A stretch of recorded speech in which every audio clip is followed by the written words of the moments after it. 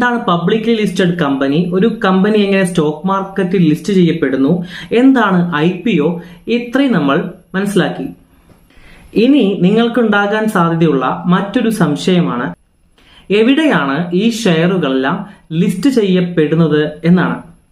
Authorised ആയിട്ടുള്ള എക്സ്ചേഞ്ചുകളിലാണ് shares list ചെയ്യുന്നത്.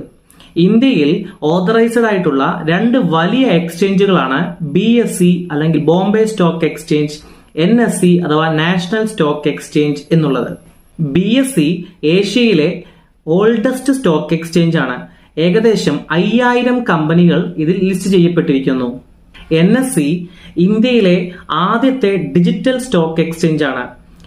2500-ൽ പരം കമ്പനികൾ ഇതിൽ ലിസ്റ്റ് ചെയ്യപ്പെട്ടിരിക്കുന്നു. ഇപ്പൊ നമ്മുടെ അടുത്ത് ഒരാൾ വന്ന് ചോദിക്കുകയാണ് ഇന്നത്തെ മാർക്കറ്റ് പെർഫോമൻസ് എങ്ങനെയുണ്ടായിരുന്നു എന്ന്. അപ്പോൾ നമുക്ക് NSEയിലെയും BSEയിലെയും ഉള്ള എല്ലാ കമ്പനികളുടെയും പെർഫോമൻസ് അനലൈസ് ചെയ്ത് പറയുക എന്നത് ബുദ്ധിമുട്ടാണ്. അതിനാണ് നമുക്ക് സൂചികകൾ അല്ലെങ്കിൽ ഇൻഡെക്സുകൾ ഉള്ളത്. ഇൻഡെക്സ് നോക്കിയാൽ മാർക്കറ്റിന്റെ പെർഫോമൻസിന്റെ ഒരു ഓവറോൾ ഐഡിയ നമുക്ക് കിട്ടാൻ സാധിക്കും. NSEക്കും BSEക്കും അതിൻ്റെതായ ഇൻഡെക്സുകൾ ഉണ്ട്.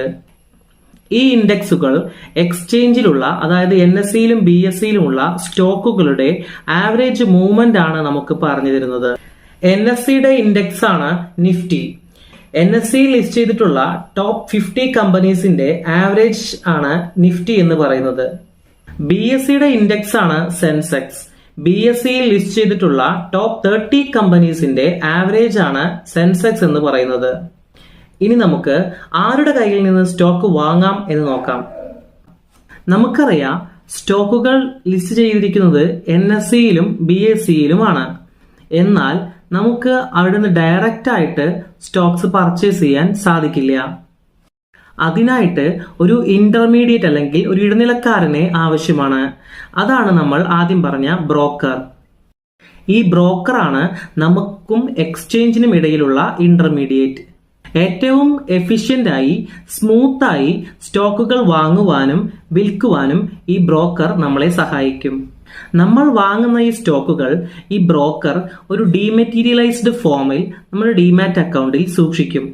അതായത് ഒരു സ്റ്റോക്ക് നമ്മൾ വാങ്ങിക്കഴിഞ്ഞാൽ നമ്മുടെ കയ്യിൽ ഫിസിക്കലായിട്ട് ഒന്നും ഉണ്ടാവില്ല.